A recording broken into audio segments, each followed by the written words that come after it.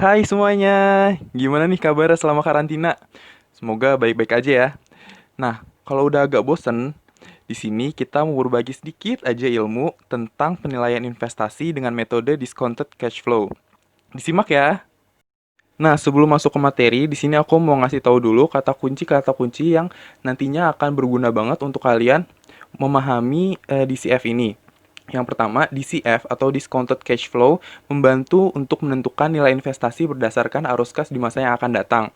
Lalu yang kedua, nilai sekarang dari arus kas di masa yang akan datang diharapkan tiba dengan menggunakan tingkat diskonto untuk menghitung arus kas yang didiskontokan. Lalu yang ketiga itu adalah jika arus kas yang didiskontokan di atas biaya investasi saat ini, maka peluang tersebut dapat menghasilkan pengembalian yang positif. Lalu yang keempat itu adalah perusahaan biasanya menggunakan biaya modal rata-rata tertimbang untuk tingkat diskonto. Mengapa? Karena hal itu tuh bisa mempertimbangkan tingkat pengembalian yang diharapkan oleh pemegang saham. Lalu yang kelima adalah DCF memiliki keterbatasan, terutama karena ia mengandalkan estimasi arus kas di masa depan yang bisa terbukti tidak akurat. Nah, dari tadi kan udah nih, discounted cash flow. Apa sih yang discounted cash flow itu? Nah, DCF ini atau discounted cash flow adalah suatu metode untuk menghitung prospek pertumbuhan suatu instrumen investasi dalam beberapa waktu ke depan.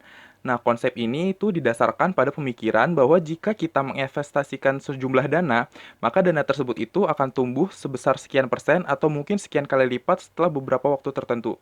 Kenapa ya disebut discounted cash flow? Hal itu tuh karena cara menghitungnya adalah dengan mengestimasi arus dana di masa yang akan datang, yang nanti kemudian akan di-cut dan menghasilkan nilai dana tersebut pada masa kini. Nah, daripada kalian kebingungan, sekarang aku mau ngasih kalian analogi yang sederhana.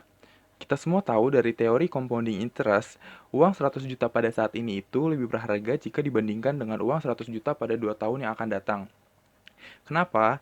Karena nilai uang akan turun seiring waktu karena adanya inflasi. Lalu yang kedua, pertimbangannya juga jelas bahwa dengan adanya uang 100 juta sekarang, kita dapat tanam di deposito dengan bunga 10% per tahun, yang nantinya jika dihitung, pada tahun pertama kita akan mendapatkan uang senilai 110 juta dan pada saat tahun kedua uang kita akan bertambah senilai 121 juta.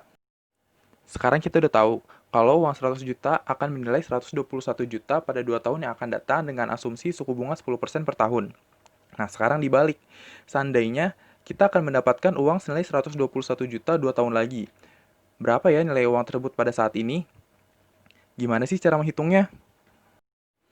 Nah, untuk menjawabnya, kita harus tahu bahwa nilai saat ini tuh pasti lebih rendah dari nilai 2 tahun yang akan mendatang. Untuk mendapatkan nilai saat ini, kita akan mendiskonnya dengan suku bunga patokan kita. Kita akan bagi nilai uang selama 2 tahun hingga ke nilai saat ini. Nilai uang tersebut akan berkurang setiap tahunnya. Ini selaras dengan teori nilai waktu uang. Semakin ke depan, nilai uang akan semakin kecil. Tapi gimana ya cara nguranginnya? Nah, cara nguranginnya itu dengan suku bunga diskon patokan atau discount rate pada contoh yang tadi sudah disebutkan adalah 10% per tahun. Jadi perhitungannya akan 121 juta dibagi dengan 110%. Nah, hasilnya itu adalah 110 juta. Itu pada tahun pertama. Pada tahun kedua, 110 juta dibagi menjadi dengan 110% dan hasilnya adalah 100 juta rupiah. 110% itu dari mana sih? Nah, 110% itu bisa kita dapat dari 100% yang berupa nilai pokok ditambah dengan 10% yang merupakan suku bunga diskon tahunan yang sudah kita tentukan di awal. Nah, hasilnya itu adalah 100 juta, sama seperti ilustrasi yang di awal tadi. DCF dapat diaplikasikan ke bisnis dan saham. Pertama-tama kita akan mengaplikasikannya ke bisnis. Bagaimana sih cara mengaplikannya? Mengaplikannya itu memakai analogi yang sama seperti analogi sederhana dengan kalian mendiskon arus kas. Anda akan bisa menilai apakah sebuah bisnis bagus atau tidak.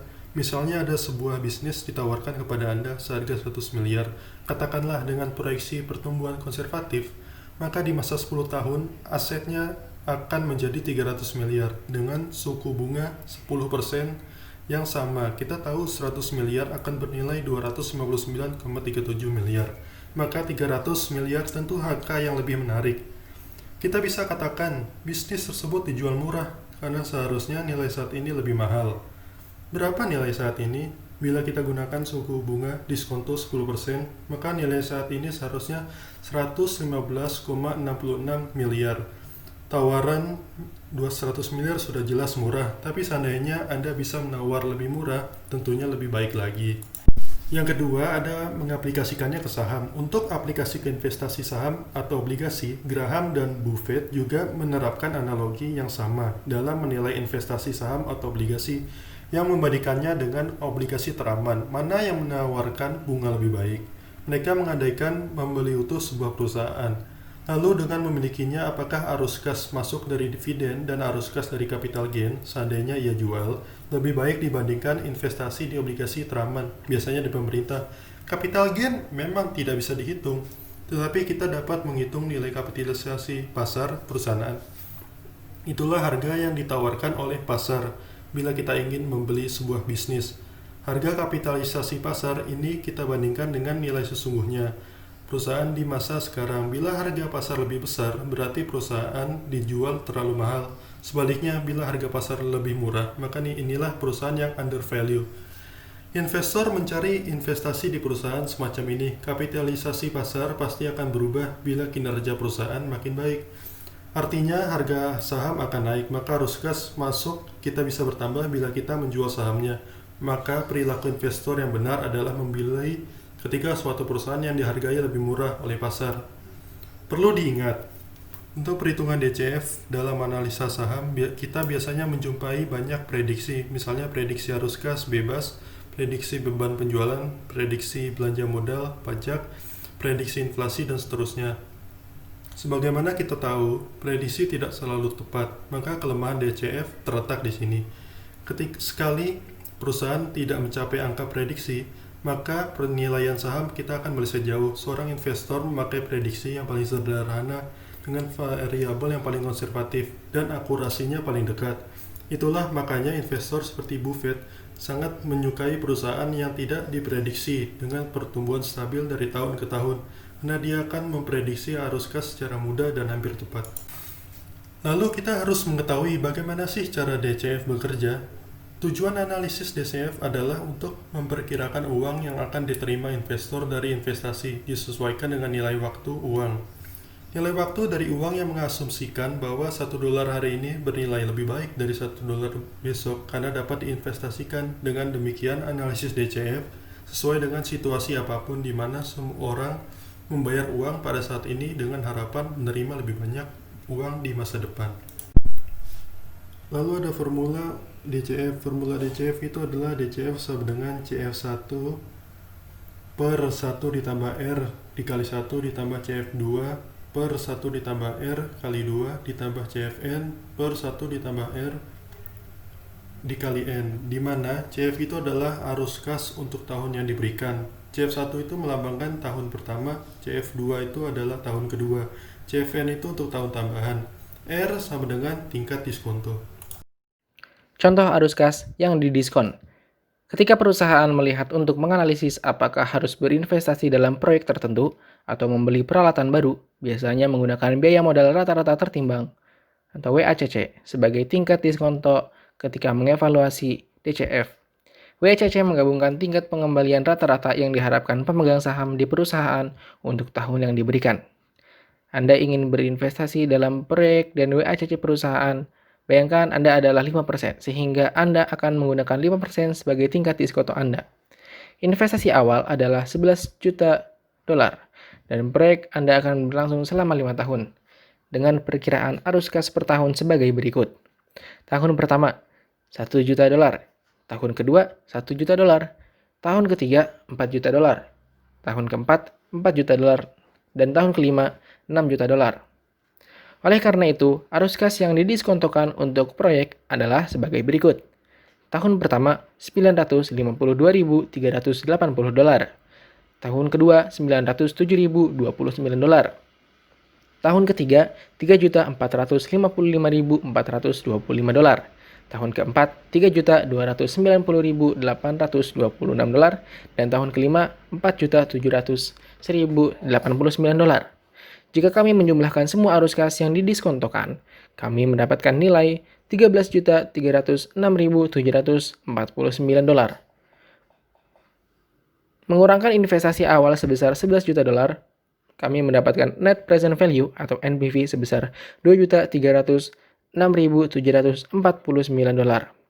Karena ini adalah angka positif, biaya investasi hari ini sepadan karena proyek akan menghasilkan arus kas diskon positif di awal biaya awal.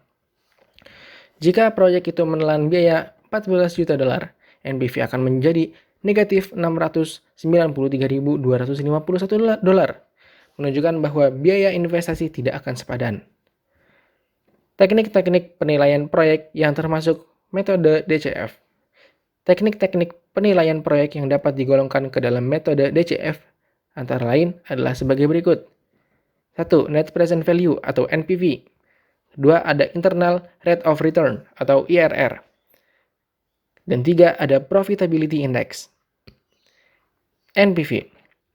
NPV atau Net Present Value yaitu perhitungan nilai tunai arus kas dari investasi modal di masa yang akan datang dengan mempergunakan suatu tingkat suku bunga, kemudian dibandingkan dengan nilai investasi semula yang dilakukan.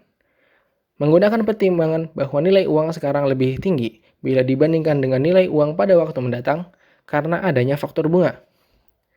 Kriteria penerimaan proyek. NPV positif akan diterima jika PV arus kas lebih tinggi dari investasi awal. NPV negatif akan ditolak jika PV arus kas lebih kecil dari investasi awal. Jika dua proyek bersifat saling meniadakan, maka yang dipilih adalah proyek dengan NPV tertinggi. Rumus NPV adalah sebagai berikut, di mana NPV adalah Net Present Value, CT sama dengan arus kas per tahun pada periode T, C0 sama dengan nilai investasi awal pada tahun ke-0, dan R adalah suku bunga atau discount rate dalam persen. IRR. IRR adalah sebuah hasil yang telah diperoleh dari sebuah proposal bisnis, yaitu diskonto atau discount rate, yang kemudian menjadi sebuah present value dari suatu aliran kas yang masuk, atau disebut juga cash inflow, yaitu sama dengan investasi awal. IRR dapat menjadi sebuah indikator dari tingkat efisiensi dari suatu investasi. Sebuah proyek atau investasi dapat dilakukan apabila sebuah laju pengembaliannya atau rate of return yaitu lebih besar dari laju pengembaliannya apabila melakukan suatu investasi lain, atau bunga deposito bank, reksadana, dan lain-lainnya. Fungsi dari IRR juga dapat dipakai dalam menentukan apakah benar bahwa investasi tersebut dapat dilaksanakan atau tidak. Karena itu biasanya dipakai dengan acuan bahwa investasi yang telah dilakukan harus lebih tinggi dari minimum acceptable rate of return atau disingkat MARR. MARR ialah suatu laju dari pengembalian minimum dari suatu investasi yang berani dilakukan oleh sebuah investor. Tingkat pengembalian internal sama dengan internal rate of return dikurang IRR. Tingkat bunga yang dapat menjadikan NPV sama dengan 0 karena PV arus kas pada tingkat bunga tersebut sama dengan investasi awalnya. Metode ini memperhitungkan nilai waktu uang, jadi arus kas didiskontokan atas dasar biaya modal atau tingkat bunga. Keputusan investasi. Apabila IRR lebih besar dari tingkat keuntungan yang disyaratkan usulan investasi, maka diterima. Dan apabila IRR lebih kecil daripada tingkat keuntungan yang disyaratkan usulan investasi, maka akan ditolak. IRR kemudian bisa kita cari dengan metode coba-coba. Bisa juga langsung dengan menggunakan kalkulator keuangan atau software spreadsheet. Rumusan IRR adalah sebagai berikut, di mana CF sama dengan arus kas, I sama dengan biaya modal atau tingkat bunga yang dicari, pada tingkat diskonto NPV akan menjadi 0, N sama dengan umur proyek investasi, dan OI sama dengan investasi awal. Profitability Index atau PI. Profitability Index atau PI atau indeks profitabilitas adalah metode perhitungan kelayakan proyek dengan membandingkan antara jumlah present value, nilai arus kas, dengan nilai investasi dari proyek. Indeks profitabilitas atau PI juga dikenal sebagai rasio laba investasi atau profit investment ratio atau PIR. Dan rasio investasi nilai atau Value Investment Ratio atau VIR adalah rasio dari hasil investasi dari proyek yang diusulkan. Ini adalah alat yang berguna untuk proyek-proyek peringkat karena memungkinkan untuk menghitung jumlah nilai yang diciptakan per unit investasi. PI dihitung dengan mencari nilai present value, perkiraan arus kas yang akan diterima dari investasi. Setelah itu, baru dibandingkan dengan jumlah nilai investasi proyek tersebut. Rumus Profitability Index adalah sebagai berikut, di mana PI sama dengan Profitability Index, PV sama dengan Present Value arus kas, ECO sama dengan Initial Cash Operation atau Initial Investment, atau juga dapat menggunakan rumus berikut, di mana PI sama dengan Profitability Index, NPV sama dengan Net Present Value, ECO sama dengan Initial Cash Flow atau biaya investasi. Kriteria penilai. Apabila PI lebih besar daripada 1, maka itu berarti layak dan akan diterima. Dan apabila PI kurang dari 1, maka itu berarti tidak layak dan akan ditolak. Tapi sayangnya DCF juga memiliki kelemahan. Keterbatasan utama DCF adalah DCF itu membutuhkan banyak sekali asumsi. Yang pertama, seorang investor harus benar memperkirakan arus kas masa depan dari suatu investasi atau proyek. Arus kas masa depan akan bergantung pada berbagai faktor, seperti permintaan, pasar, status ekonomi, hambatan yang tidak terduga, dan masih banyak lagi. Kalau kita memperkirakan arus kas masa depan yang terlalu tinggi, dapat mengakibatkan memilih investasi yang mungkin tidak terbayar di masa depan. Nantinya akan merugikan laba. Nah, kalau kita memperkirakan arus kas terlalu rendah, membuat investasi tampak sangat mahal, dapat mengakibatkan peluang yang bisa saja terlewatkan. Memilih tingkat diskonto untuk model juga merupakan asumsi yang harus diperkirakan dengan benar, agar model tersebut dapat bermanfaat. Sekarang udah ngerti kan sama discounted cash flow? Nah, kalau udah ngerti sama discounted cash flow, jangan lupa cek materi-materi yang lain ya. Oke, sekarang aku mau pamitan dulu. Dah!